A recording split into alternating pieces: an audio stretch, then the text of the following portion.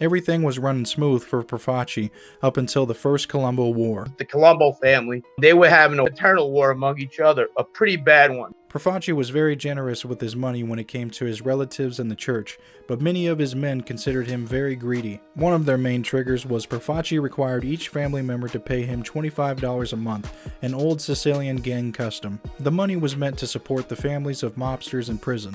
However, most of the money stayed with Profaci. On top of that, Profaci did not tolerate any dissent from his policies. Anyone that didn't follow his policies were murdered. With all that being said, on February 27, 1961, the Gallo crew, led by Joey Gallo, kidnapped 4 of Profaci's top men.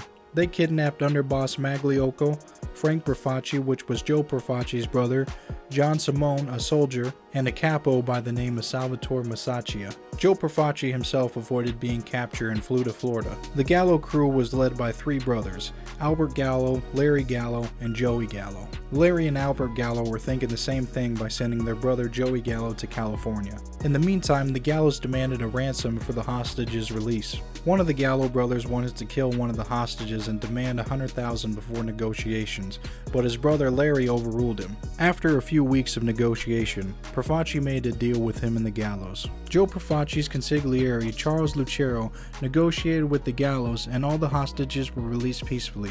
However, Profaci had no intention of honoring this peace agreement. On August 20th, 1961, Joseph Profaci ordered the murder of Gallo members Joseph Joelli and Larry Gallo.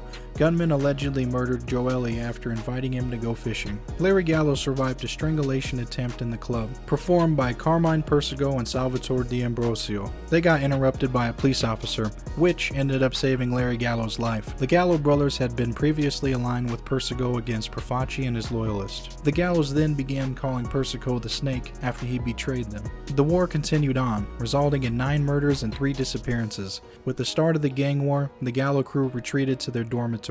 Ultimately, the war ended. The conflict lost momentum. Joey Gallo was arrested and Joe Profaci died of cancer. The family was reunited under Joe Colombo. Hey, thanks for watching this clip. This clip came from my documentary series about the rise and fall of the American Mafia. Please subscribe to my channel if you want to watch each episode as they come out.